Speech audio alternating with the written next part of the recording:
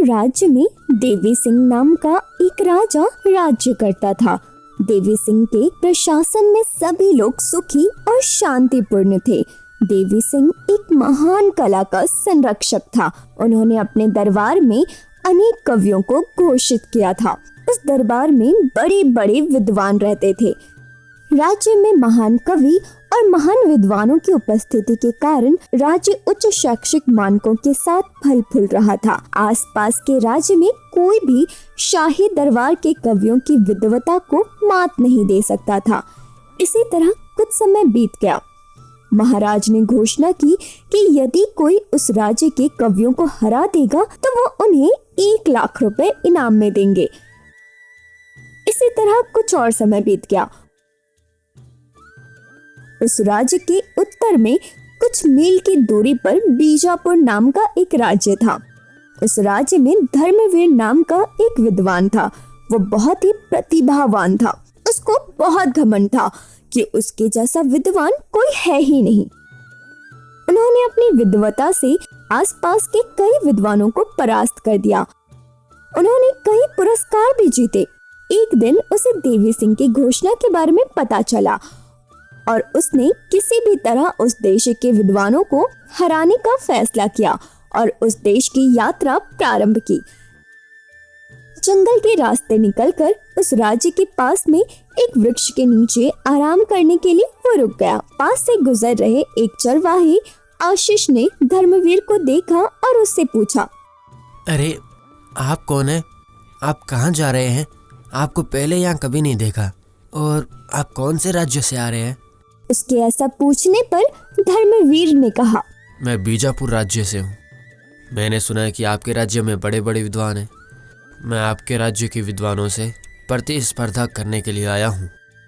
उसकी बात सुनकर आशीष जोर से हंस पड़ा। इससे धर्मवीर क्रोधित हो गया। हे मूर्ख, हंस क्यों रहे हो तुम? मैं तुम्हें कैसा दिख रहा हूँ बताओ? हमारे राज्य में ऐसा कोई नहीं है जो मुझे विद्वानता में हरा सके, समझे तुम? अब मुझे आपके राज्य में विद्वानों को हराना है और ये साबित करना है कि मेरा कोई मुकाबला नहीं। उसकी बात सुनकर आशीष कहता है, साहब, आप बेशक बड़े विद्वान होंगे, लेकिन हमारे राज्य के सभी लोग भी बहुत बड़े विद्वान हैं। ऐसा कहते ही धर्मवीर कहता है, क्या मैं महान हूँ? क्या आपके राज्य में विद्वान महान है? मैं ये निष्कर्ष निकालने आया हूँ। अगर मैं यहाँ जीत गया तो तुम्हें मेरे पैरों में गिरकर माफी मांगनी होगी।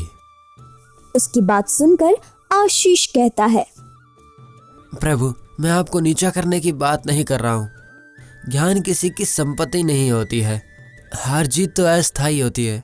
सुरक्षित जाकर आइए। ऐसा कहते ही धर्मवीर राज्य में चला गया। राजा के किले के पास जाकर सैनिकों को अपने आगमन की सूचना दी। सैनिकों ने राजा के पास जाकर उन्हें बताया कि हमारे राज्य के विद्वानों से प्रतिस्पर्धा करने के लिए बीजापुर राज्य के धर्मवीर नाम का एक विद्वान आया है। आए हुए अतिथि के लिए आवास की व्यवस्था की गई। अगली सुबह सभा बुलाई गई। वो सभा विद्वानों से भरी हुई थी। लोग ये देखने के लिए उत्सुक थे कि प्रतियोगिता कौन जीतेगा। प्रतियोगिता प्रारंभ हुई। विद्वानों ने चर्चा प्रारंभ की। सवाल जवाब के साथ बैठक सुरुचि रूप से चल पड़ी। धर्मवीर पंडितों के कठिन प्रश्नों से उलझते जा रहे थे। इस तरह वो सभा शाम तक चली। धर्मवीर के प्रश्नों के उत्तर का जवाब देने में असमर्थ विद्वानों का मुंह सफेद हो गया। धर्मवीर ने प्रतियोगिता जीत ली और फिर पंडितों ने हार मान ली। धर्मवीर को देखते हुए राजा ने उनसे कहा, हमारे जैसे राज्य में आप जैसे विद्वान रहेंगे तो हम सम्मानित महसूस करेंगे। यदि आप हमारे दरबार में रहने के लिए सहमत हैं तो मैं आपके रहने की व्यवस्था कर दूंगा। उनकी बात सुनकर धर्मवीर ने कहा, जो बिल्कुल भी ज्ञान न रखने वाले विद्वानों का पालन पोषण करने वाले मेरे जैसे महापंडित का यहाँ होना। ऐसे मजाक उड़ाते हुए बात करता है। जीत के गर्व में राजा के स्थान के पंडित से दुर्व्यवहार करता है। फिर राजा अपने वचन के अनुसार 1 लाख सोने के सिक्के देकर उस पंडित की सत्यनिष्ठा को स्वीकार करता है। धर्मवीर वहां से अपने राज्य के लिए निकल पड़ता है। बीच रास्ते में गांव के किनारे रहने वाले चरवाहे आशीष से कहता है, तुम्हारे राज्य में मुझसे भी महान पंडित ये कह के बहस की थी ना, अब देखो तुम्हारे राज्य में रहने वाले सभी पंडितों को हरा कर आया, तुम्हारे राजा के हाथों से उपहार सत्कार पाया है। अब तो मानते हो कि नहीं? मैंने तो तुमसे पहले कहा था लेकिन तुम ही नहीं माने। उसकी बात सुनकर आशीष कहता है, ए मूर्ख, इस दुनिया में मुझे हराने वाला कोई भी नहीं है। तुम्हारे राज्य के महान विद्वानों को हरा कर आया हूँ। पता है मेरी बात का यकीन नहीं करोगे लेकिन यही सच है। उसके ऐसा कहने पर धर्मवीर गुस्से में कहता है, ए प्रभु, आपने बहुत सारे राज्यों में कई पंडितों को हराया होगा, कृपया मेरे प्रश्न का एक बार उत्तर दे दीजिए, मैंने आपसे क्या कहा था? ऐसा कहने पर देखिए, आपने भले ही बहुतों को हराया होगा लेकिन आप मुझे एक बार नहीं हरा सकते, क्योंकि मैं यहाँ का सबसे बुद्धिमान आदमी हूँ। ऐसा कहने पर धर्मवीर गुस्से में, मैं इतना महान विद्वान होकर तुम्हारे साथ प्रतिस्पर्धा करूंगा। उसकी बात सुनकर आशीष कहता है, प्रभु, आपके साथ प्रतिस्पर्धा करने का कोई उद्देश्य नहीं है। मेरे प्रश्नों का समाधान शायद आपके पास मिलेंगे, यही मेरा उद्देश्य है। ऐसा कहने पर धर्मवीर मान जाता है। आशीष उससे प्रश्न पूछना शुरू करता है।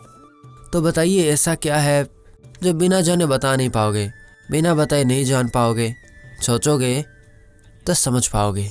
उसके प्रश्न का सोचकर उत्तर देता है, जो बिना जाने बता नहीं पाएंगे, बिना बताए नहीं जान पाएंगे, किसी का नाम।